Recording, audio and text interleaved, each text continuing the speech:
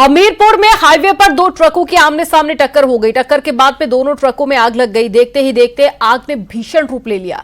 Truck में एक चालक की जलकर मौत हो गई है। अचानक आग लगने से आसपास अफरा तफरी मच गई। सूचना के बाद में पहुंची फायर ब्रिगेड की टीम ने आग पर कंट्रोल किया।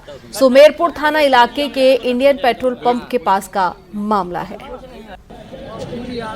तस्वीरें आपको दिखा रहे हैं हमीरपुर से। ये तस्वीरें आपके सामने जहां पर आग लगने से अफरा तफरी मच गई। और ये तस्वीरें आप देखिए, दो तस्वीरें जहां पर दो ट्रकों की टक्कर हुई थी, जिसके बाद में आग लग गई और देखते ही देखते आग काफी ज्यादा फैल गई और फायर ब्रिगेड की टीम मौके पर पहुंची। कड़ी मशक्कत के बाद में आग पर कंट्रोल किया गया, लेकिन इस आग से आसपास के इलाकों में अफरा तफरी का माहौल बन गया है। फिलहाल जांच की जा रही है कि आग लगने का कारण क्या था और कितना नुकसान हुआ है, इसकी भी जांच की जाएगी।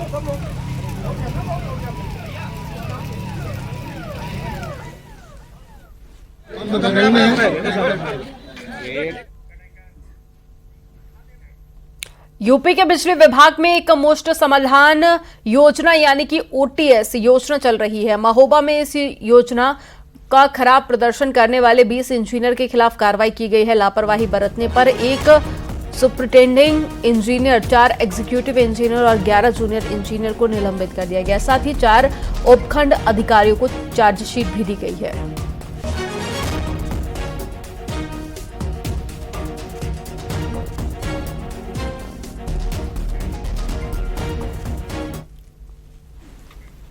और झांसी में प्राइवेट स्कूल के टीचर पर कक्षा 2 के छात्र की बेरहमी से पिटाई करने का आरोप लगा है। छात्र के परिजनों ने आरोपी शिक्षक के खिलाफ मुकदमा दर्ज कराया। मामला तालाब मोहल्ले का है। छात्र ने बताया कि टीचर क्लास में बैठकर मोबाइल पर अश्लील फोटो देख रहा था, जिसे देखकर बच्चे आपस में बात करने लगे और गुस्से में आकर छात्र को पीटा। छात्र के चेहरे पर गंभीर चोट के निशान बन गए हैं।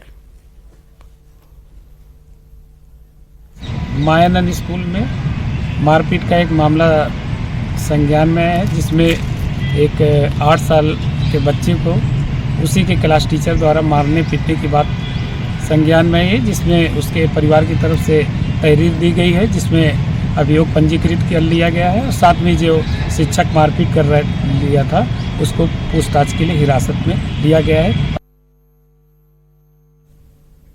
नोएडा से खबर है, जहां पर एनकाउंटर में स्नैचर गिरफ्तार किया गया है। चेकिंग के दौरान पकड़ा गया है बदमाश और बदमाश यशवंत गोली लगने से घायल हो गया। मोबाइल, बाइक और तमंचा बरामद किया गया है। सेक्टर 126 थाना क्षेत्र में एनकाउंटर हुआ है। तस्वीरें आपको दिखा रहे हैं एनकाउंटर के ठीक बाद की, जब पुलिस आरोपी को ले जाती हुई नजर आ रही है।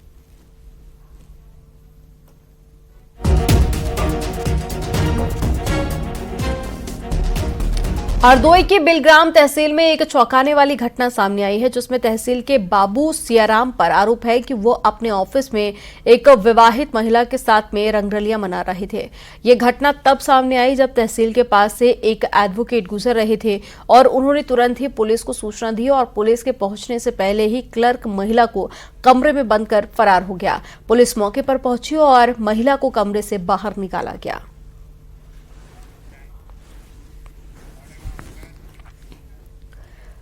मथुरा में रातों रात एक युवक ने अपने आप को दुकानों का मालिक बताकर बुलडोजर से 3 दुकानें गिरा दी। मामला मिलन तिराहे का है। दुकानदारों का कहना है कि वो जिन व्यक्तियों को पिछले 20 सालों से किराया दे रहे हैं, उन व्यक्तियों ने कभी भी कोई नोटिस नहीं दिया और न ही दुकानों का सामान निकालने का मौका दिया। फिलहाल थाना प्रभारी गोविंद नगर ने बताया है कि आरोपी के खिलाफ मुकदमा दर्ज कर कार्रवाई की जा रही है।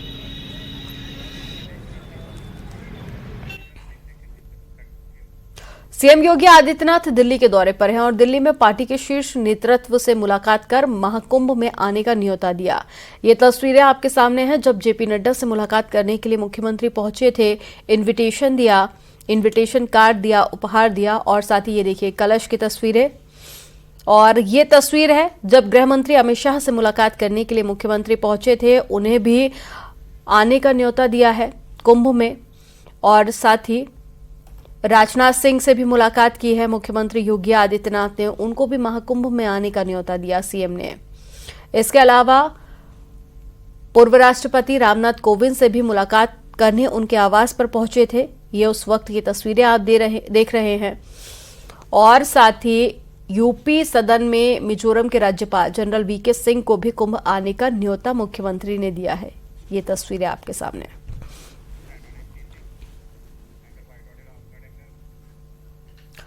बीजेपी अध्यक्ष जेपी नड्डा ने राहुल गांधी पर पलटवार करते हुए कहा कि मनमोहन सिंह की मौत पर राहुल राजनीति कर रहे हैं। उन्होंने कहा कि गांधी परिवार ने अपने अलावा कांग्रेस में कभी किसी को इज्जत नहीं दी। पीएम ने मनमोहन के स्मारक के लिए जगह दी है। स्मारक के मुद्दे पर कांग्रेस झूठ फैला रही है। जिसने डॉक्टर मनमोहन सिंह को जीते जी कभी भी वास्तविक सम्मान नहीं दिया, अब उनके सम्मान के नाम पर राजनीति कर रहे हैं। ये वही कांग्रेस है जिसने पीएम मनमोहन सिंह जी को के ऊपर सुपर पीएम के रूप में मैडम सोनिया गांधी जी को बिठा करके पीएम पद की गरिमा को धूमिल किया, उसे नीचा दिखाया।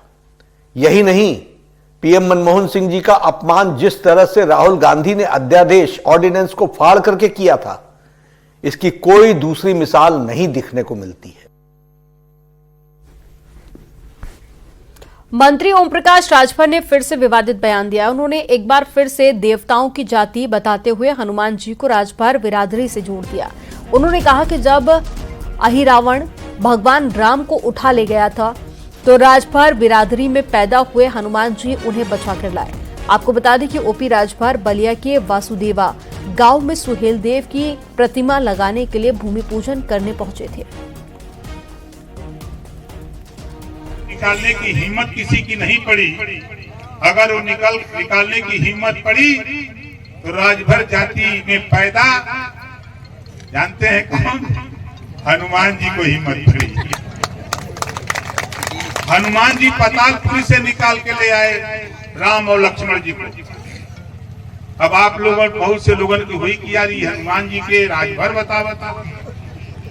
अभी गंगा में बुजुर्ग बायन जब छोटवरका लड़का झगड़ा करल न सर, छोटका लड़कवा जब आपस में लड़ल न सर, तब वो पुरनिया कह देला जो दादा हमने के बायन जाए दई भर बानर हम सर कहल कि ना कहल। हनुमान जी का रहला बानर, भर बानर।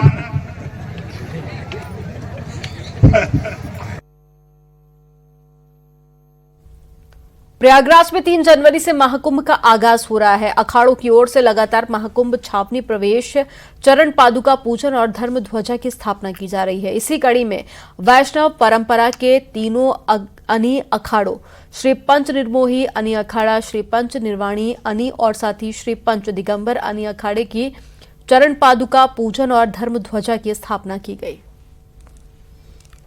योगी जी के नेतृत्व में और यहाँ के शासन प्रशासन के अधिकारी सब और सभी साधु संत मिलके और भव्य और दिव्य कुंभ मेले की शुरुआत कर रहे हैं, जिसका प्रतीक है आज ध्वजारोहण के शुभ अवसर पर हमारे राम जन्मभूमि के ट्रस्टी देवेंद्र दास जी महाराज, दुर्गादास जी महाराज, सभी साधु संतों हजारों लाखों की संख्या में आज धर्म ध्वजा स्थापित किया गया।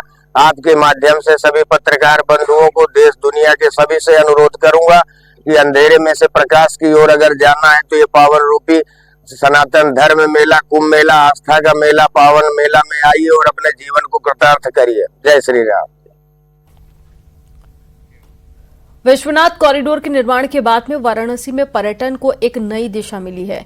3 सालों में पर्यटकों ने सारे रिकॉर्ड तोड़ दिए हैं। अब उत्तर प्रदेश पर्यटन विभाग भगवान बुद्ध के तपोस्थली सारनाथ में भी पर्यटकों का स्वागत करने के लिए नई दिशा में काम कर रहा है। इसके लिए सौंदर्यीकरण के साथ ही पर्यटकों के मूलभूत सुविधाओं पर विशेष ध्यान दिया जा रहा है। अब ऐसे में सारनाथ बुद्ध सर्किट में आधुनिक साइनेज लगाए जाएंगे जो पर्यटकों को उनकी भाषा में सारनाथ का इतिहास बताएंगे।